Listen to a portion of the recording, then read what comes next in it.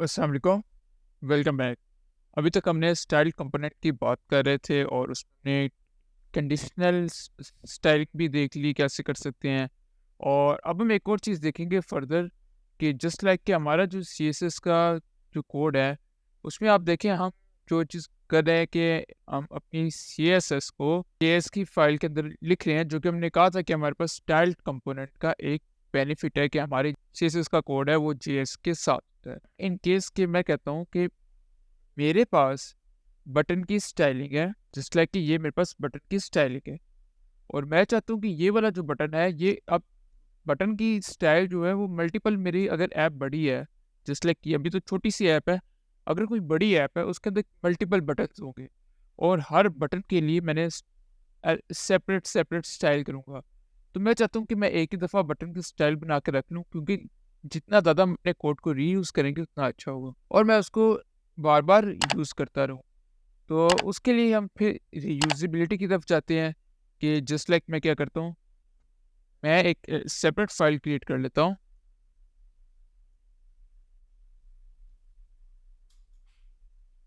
Button dot JS के नाम से, और आपके डॉट जेएसएक्स भी आप इसको कर सकते हैं। यहाँ पे मैं करता हूँ इम्पोर्ट स्टाइल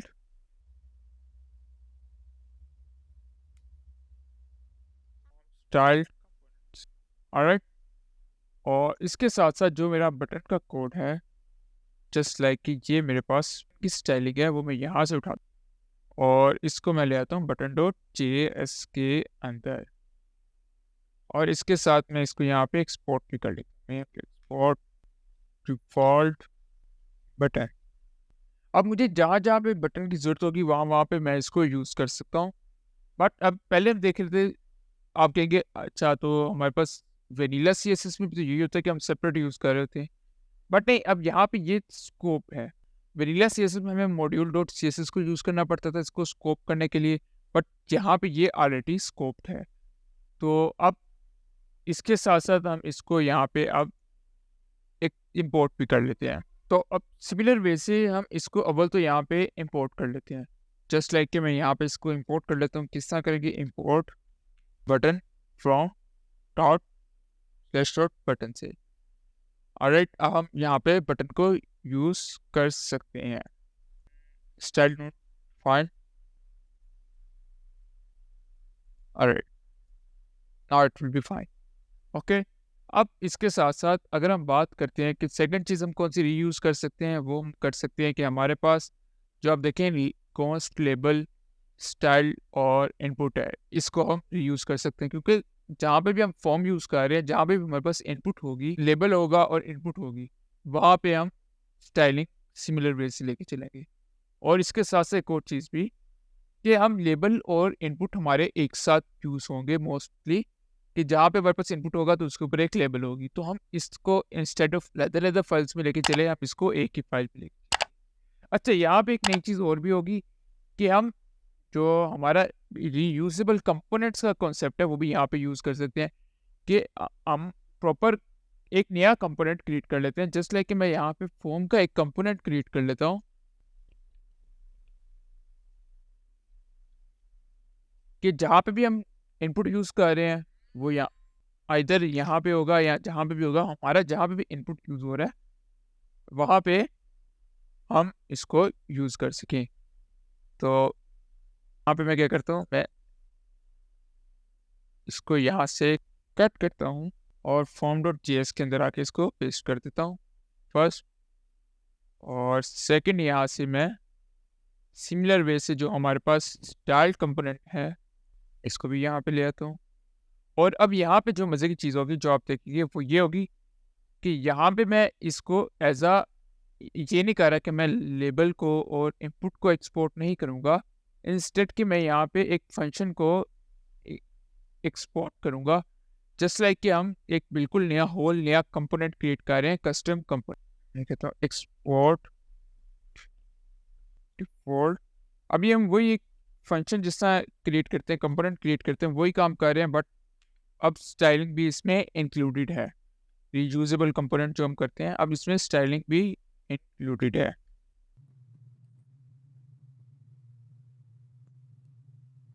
रिटर्न, और हमारे पास जो इस इनपुट के अंदर क्या क्या था, ये हम ये इस पूरी चीज़ को अब इंपोर्ट कर रहे हैं किस नेम से, इनपुट के नेम से या फॉर्म के नेम से, व्हाटएवर जो भी आप डिफाइन करेंगे। तो अभी हम इसको फॉर्म के नेम से लेकर चल रहे हैं। तो हमारे पास पैराग्राफ है, पैराग्राफ के अंदर लेबल है, देन उसके अंदर इनपुट है। तो हम आते हैं फॉर्म में और यहाँ पे हम क्या करते हैं, पैराग्राफ, पैराग्राफ के अंदर लेबल, और लेबल के बाद हमारे पास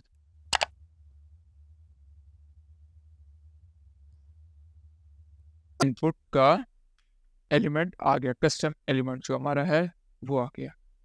अब इसके अंदर हम क्या क्या यूज़ कर रहे हैं, हमारे पास है सबसे पहले जो पैरामीटर्स जो आ रहे हैं पीछे से, वो एक तो हमारे पास आ रहा है लेबल आ रहा है, ऑब्वियसली बात है। और सेकंड फिर हम लेबल के अलावा जितने भी हमारे पास प्रोप्स रिमेनिंग रह जाते हैं वो आ रहे हैं। और इसके साथ साथ देखेंगे, उसके साथ साथ हमारे पास इनवैलिड आ रहा है। अब ये क्या है, लेबल हमारे पास आ रहा है जस्ट लाइक के यहाँ पे अगर हम आते हैं तो ये चीज़ लिखी हुई है ना, ये हमारी लेबल के अंदर हमारे पास आ रही है।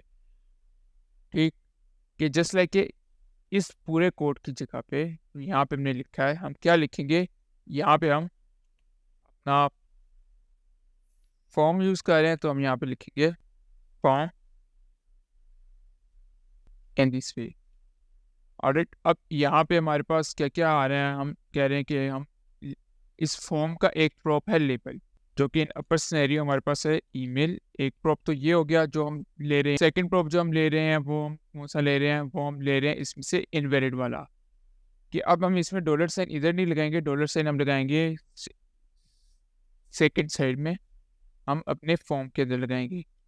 और यहाँ पे हमारे पास आ रहा है ईमेल नॉट वैलिड। और थर्ड हमारे पास बाकी जो रिमेनिंग जितने भी हैं वो एज इट इज़ जिस तरह यहाँ पे आ रहे हैं उसी तरह यहाँ पे आ जाएंगे। तो इस सारे की जगह पे अब हम एक सिंपल एक प्रॉप यूज़ कर रहे हैं, एक कंपोनेंट यूज़ कर रहे हैं फॉर्म का, कस्टम कंपोनेंट है हमारा। तो इस फॉर्म में वापस आते हैं और इस फॉर्म में अब हम क्या कर रहे हैं, इस फॉर्म में हमारे पास फर्स्ट ऑफ ऑल लेबल है, यहाँ पे हम लेबल लिख लेंगे। देन हमारे पास आ जाता है अब हमारा इनपुट, और इनपुट के अंदर जितने हमारे पास रिमेनिंग प्रॉप्स हैं वो सारे यहाँ पे आ जाएंगे, जिसमें हमारा ऑन चेंज हो गया, टाइप हो गई, व्हाट्सएवर जो भी हमारा रिमेनिंग प्रॉप्स हैं वो सारे यहाँ पे आ जाएंगे। अब जो लास्ट वन है वो हमारा है ये वाला इनवैलिड वाला। ठीक, जो हमारा इनवैलिड वाला प्रॉप है वो यहाँ पे आ जाएगा। यहाँ पे क्या लिखेंगे, डॉलर इनवैलिड और इनवैलिड। ऑलराइट, तो यहाँ पे हमने एक कस्टम कंपोनेंट अपना क्रिएट कर दिया जो कि हमारा यूज़ होगा वेन एवर जहाँ पे भी हमने अपना इनपुट का फील्ड होगा, लेबल का फील्ड होगा, वहाँ पे हमारा ये कंपोनेंट्स यूज़ होगी। तो अब हम इनको वापस जाके इन दोनों को इंपोर्ट कर लेते हैं authorisation dot input dot GS के अंदर। और जस्ट लाइक डेट हमने यहाँ पे इस एक कंपोनेंट रेंडर किया, हम नीचे भी सिमिलर वे से कंपोनेंट को रेंडर कर लेंगे। तो मैं नीचे भी इसको रेंडर कर लेता हूँ, बट यहाँ पे हम पासवर्ड के लिए इसको करेंगे तो यहाँ पे मैं लिखता हूँ पासवर्ड और पासवर्ड नॉट वैलिड। यहाँ से ये वैलिड हमारा हो जाएगा और इस पैराग्राफ हमारा यहाँ से भी हो जाएगा। ऑलराइट, और ये इनवैलिड भी यहाँ से हमारा रिमूव हो जाएगा। तो इससे हम जितना भी रीयूजेबल काम कर सकते हैं हम उसको मैक्सिमम रीयूजेबिलिटी की तरफ जाएंगे, क्योंकि ये हमारा एक कोर कॉन्सेप्ट है रिएक्ट का कि आपने मैक्सिमम अपने कोड को रीयूज़ करना है। यहाँ पे हम इसको इंपोर्ट कर लेते हैं। मैं यहाँ पे करता हूँ import file from dep file. Alright, और अब अगर हम इसको चेक करें तो देखें स्टिल हमारा जो है ये स्टिल साइज स्टाइलिंग है और सारा कुछ हमारा स्टिल वर्क। तो ये हमारे पास कुछ सिनेरियोज़ थे जिसमें हम अपने कोड को रीयूज़ कर सकते हैं और इट इज़ हाइली रिकमेंडेड कि आप इसको रीयूज़ करें। बट अब इसमें हमने साथ स्टाइलिंग को भी इंक्लूड कर लिया और इसमें हमारे पास स्टाइलिंग भी इंक्लूडेड हो गई है। बाकी जब हम बात करते हैं कि हमारे पास स्टाइल कंपोनेंट्स के एडवांटेजेस क्या हैं, कि हमारे पास एक तो क्विक होता है और ईज़ी टू ऐड होता है, और दूसरा होता है कि ये हमारे कंपोनेंट के साथ स्कोप्ड होते हैं। इसमें हमारे पास सीएसएस के रूल्स की क्लैशेस नहीं आते, जस्ट लाइक हमारे प्रीवियस आ रहे थे कि पैराग्राफ पे हम स्टाइलिंग करते थे तो हमें वो हर जगह पैराग्राफ पे अप्लाई हो जाती थी, फिर हमें उसे मॉड्यूल के थ्रू सॉल्व करना पड़ता था, तो वो चीज़ नहीं आती इसमें। ऑलराइट। और इसमें एक इशू आता है कि हमारे पास सेपरेशन नहीं होती रिएक्ट और सीएसएस कोड में, तो दैट्स एन इशू। तो फिलहाल ये हमारा स्टाइल कंपोनेंट से फर्दर हम अपने एक नेक्स्ट वे की तरफ मूव करेंगे। अभी तक हमने देखा वेनिला सीएसएस के थ्रू स्टाइलिंग रिएक्ट ऐप की किस तरह करेंगे, इनलाइन सीएसएस के थ्रू किस तरह करेंगे, स्टाइल कंपोनेंट्स के थ्रू किस तरह करेंगे, और नाउ अब हम देखेंगे कि टेलमेंट सीएसएस के थ्रू किस तरह करेंगे। सो मिलते हैं नेक्स्ट वीडियो में, तब तक के लिए खुदा हाफिज़।